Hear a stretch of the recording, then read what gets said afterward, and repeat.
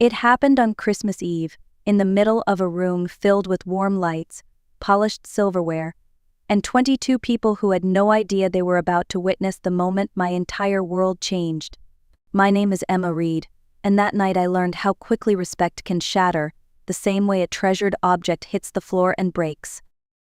The dining room was glowing with soft gold light. The table was set with white porcelain, cloth napkins folded neatly, and candles flickering in quiet harmony. I had spent 3 days preparing that dinner. For me, it was more than a celebration. It was a chance to keep my family close, to hold on to the hope that things could still be repaired. My son Alex sat at my right. His wife Madison sat beside him, dressed in red silk, her smile sharp enough to cut through glass. I had tried for years to bond with her, to make space for her in my home and in my heart, but that night she made it painfully clear that I had been offering my kindness to the wrong person. After dessert, I handed Alex his gift, a small wooden box, polished and simple. Inside was the pocket watch that had belonged to 4 generations of Reed men. My grandfather carried it during the hardest years of his life. My late husband kept it in his coat pocket every day of our marriage. It was more than a watch, it was a legacy. Alex's eyes filled with emotion as he held it. "Thank you, Mom," he whispered. "It is perfect." Then Madison reached for it. She turned the watch in her fingers, her face twisting with irritation. "This is it," she said. "A scratched old watch." Before anyone could react, she dropped it.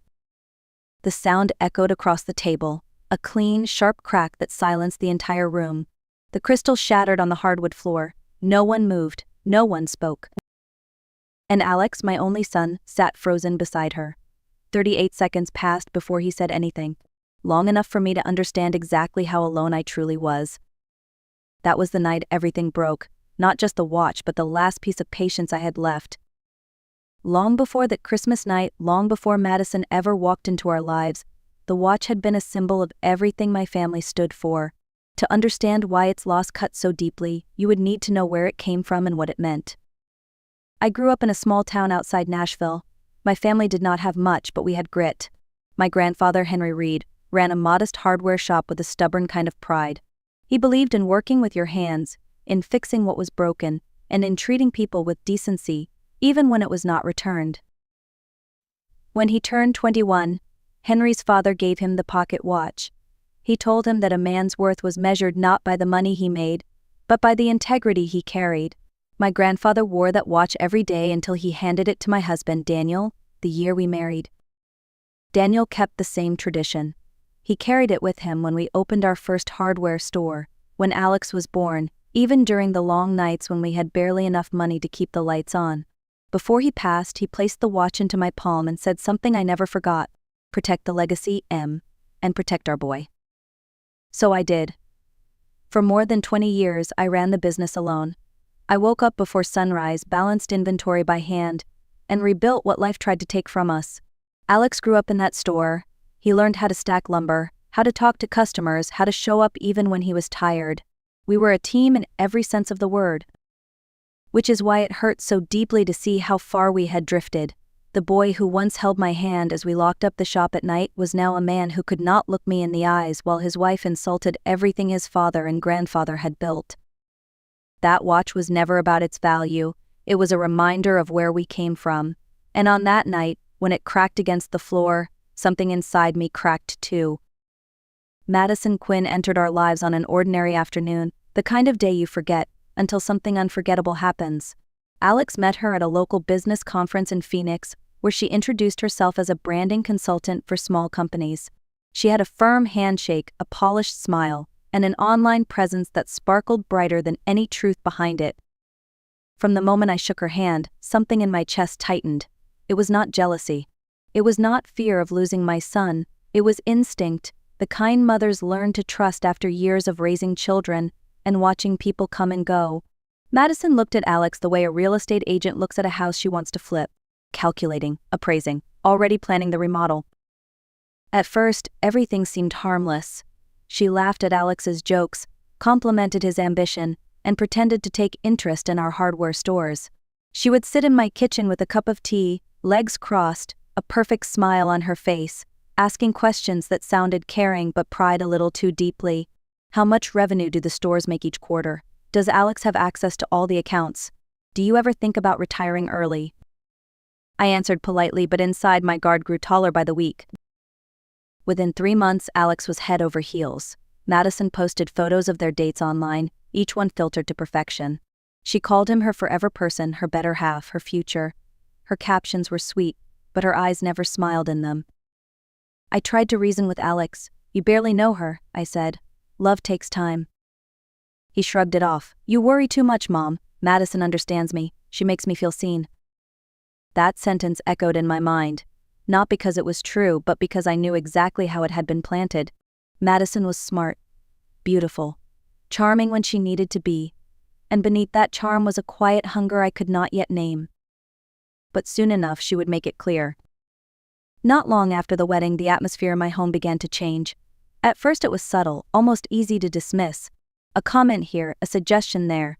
Then, like water seeping under a door, the shift became impossible to ignore. It started when Alex and Madison asked to stay with me just for a few months while they looked for a place of their own. I did not love the idea, but I opened my home. That is what mothers do. They make space. They adjust. They hope. Those few months stretched into a year, then another.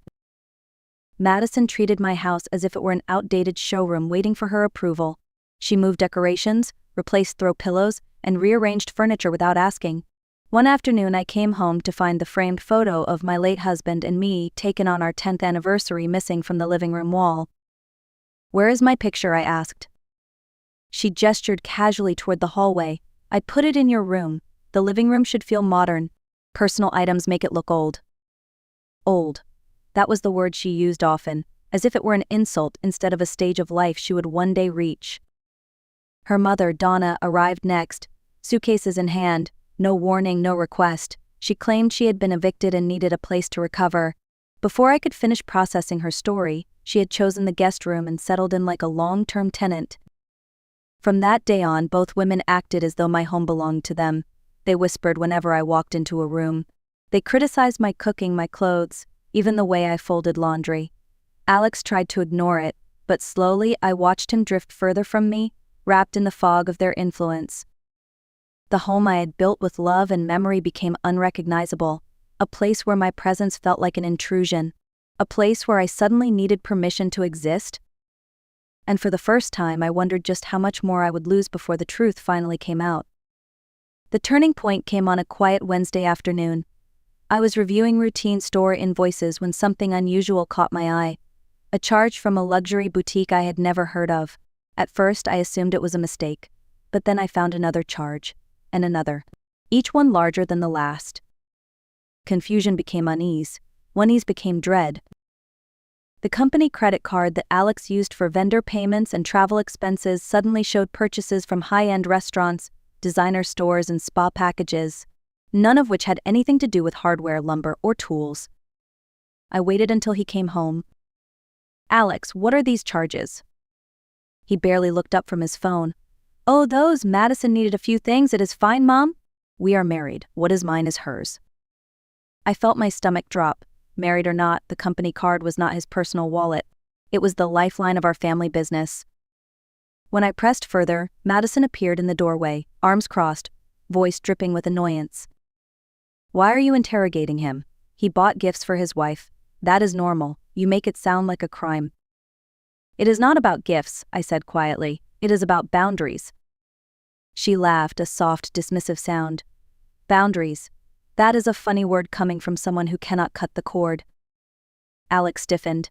Madison wrapped her arm around him as if shielding him from my concern. She is always judging me, Alex. She never wanted us here. The lie rolled off her tongue with practiced ease.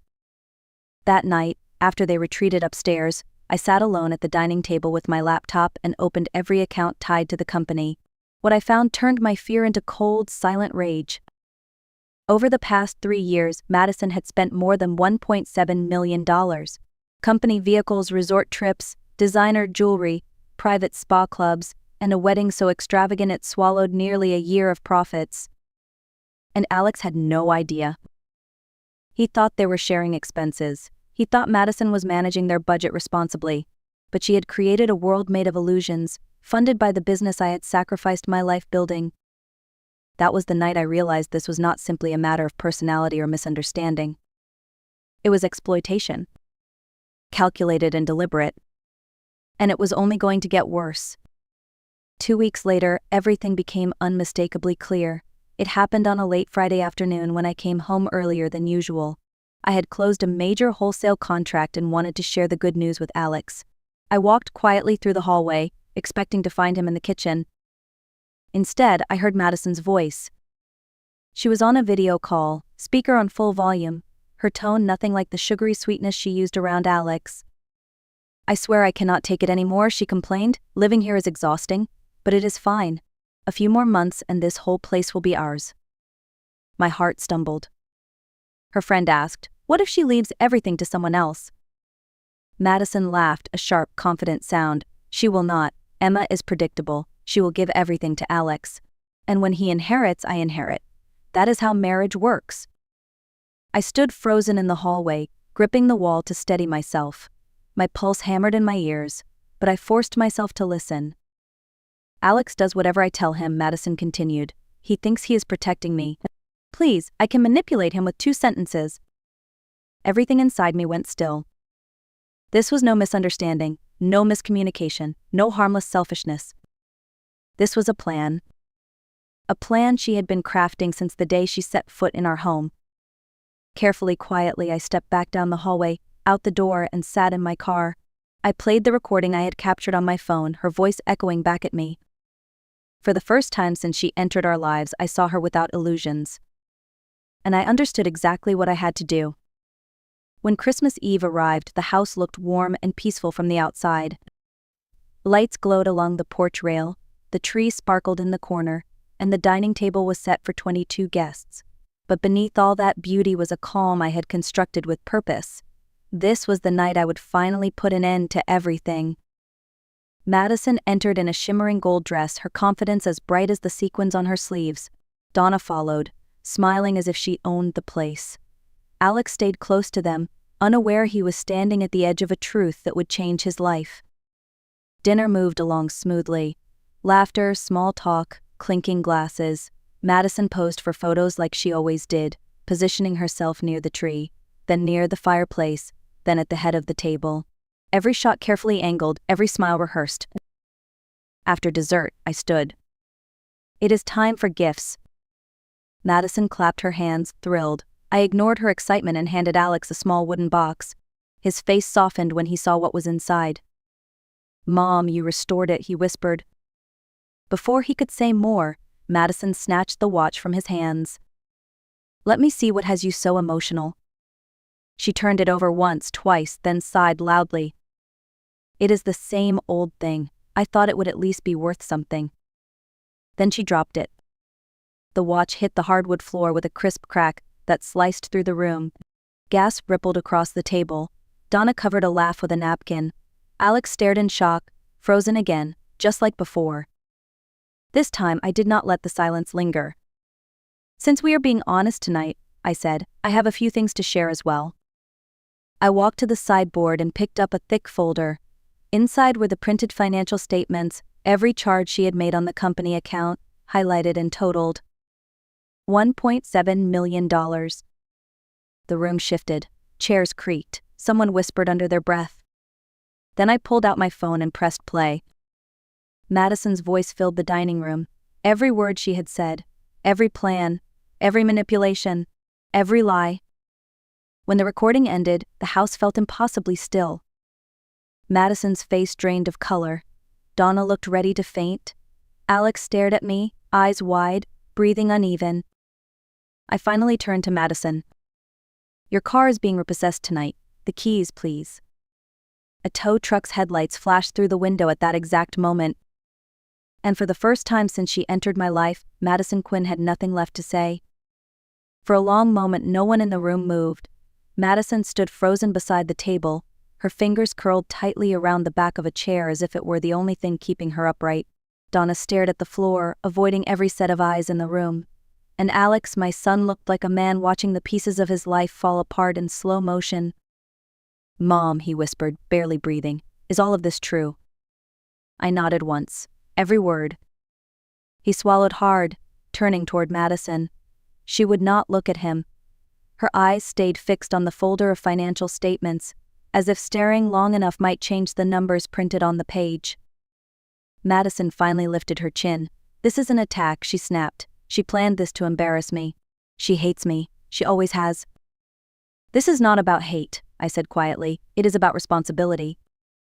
Alex's voice cracked. "Did you really spend company money? Did you really say those things about my mother?"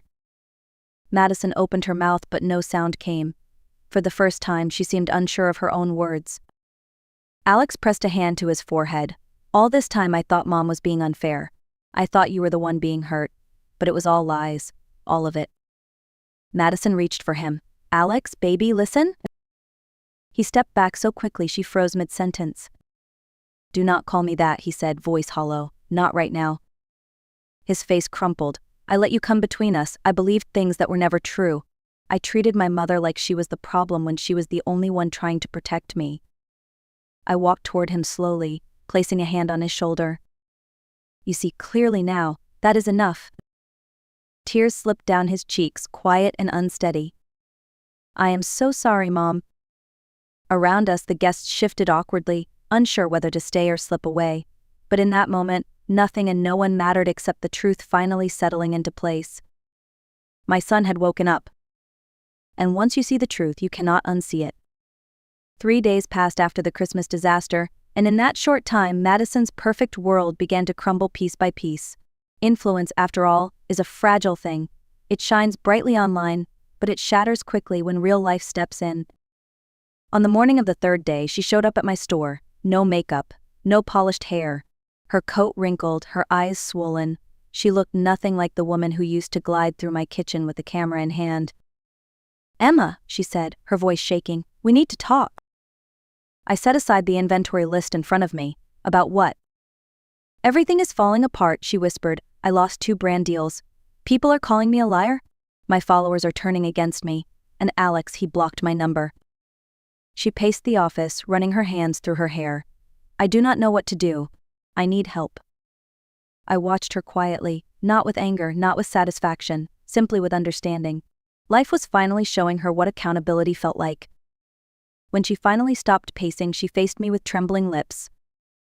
"Emma, please. I need you to talk to Alex. Tell him this is not who I really am. Tell him I can change." I asked her the question she had avoided for years. "Do you love my son? Or do you love the life he gave you?" She froze, her mouth opened but no words came out. "You treated love like a ladder, Madison," I said. "You climbed it, used it, expected it to hold your weight without giving anything back." She blinked rapidly as tears spilled down her cheeks. "I know," she whispered. "I know I messed up, but I do not know how to live without him." My voice softened, but my resolve did not. "Then you need to learn. You need to stand up on your own feet for the first time in your life. Because the version of comfort you built was not love. It was dependency dressed as glamour." She swallowed hard, her voice barely there. "Does he hate me?" "No," I replied. "He sees you clearly now. That is not hate, that is clarity." Her shoulders sank. She nodded, a small, broken movement. For once, she did not argue. And that was the first honest moment I had ever seen from her. The following week felt strangely quiet, as if the whole house was holding its breath. Alex stayed with me during that time, sleeping in the small room he used as a teenager. He barely spoke the first couple of days, moving through the house like someone trying to relearn how to breathe. On the 4th morning, he finally sat down at the kitchen table, both hands wrapped around a cup of coffee that had long gone cold. "Mom," he said softly, "I think I know what I have to do." I waited. He stared at the table, his voice barely above a whisper. "I cannot stay married to someone who used me. Who used our business? Who used you? I cannot build a life with someone who only loved the comfort, not the commitment." The words seemed to drain the strength from his body, but at the same time I saw something new in his eyes. Resolve, maturity, a heartbreak that was leading him back to himself. He met with an attorney that same afternoon. The separation papers were straightforward. There were no children, no shared assets worth fighting over, nothing binding them together except a marriage built on illusions. When Madison received the notice, she called the store 9 times. Alex answered none of them. She showed up once, standing outside in the parking lot, shivering in the cold, pleading for him to talk. He stayed inside, watching from the office window, grief tightening his jaw. She finally left with her shoulders slumped, the wind tugging at her coat, like even the weather had grown tired of her dramas. A week later, he signed the final documents. Afterward, he came home, sat beside me on the sofa, and took a long breath. "I thought losing her would break me," he said quietly, "but I think what broke me was realizing how far I drifted from myself." "You are finding your way back," I told him. "That is the part that matters." He leaned his head back, eyes closed. "I want to rebuild my life, and I want to do it right this time." And in that quiet living room with winter light settling softly across the floor, I knew he would. The weeks that followed felt like watching winter melt into early spring. Nothing changed overnight, but every day brought a small sign of healing. Alex woke earlier. He cooked breakfast instead of skipping it.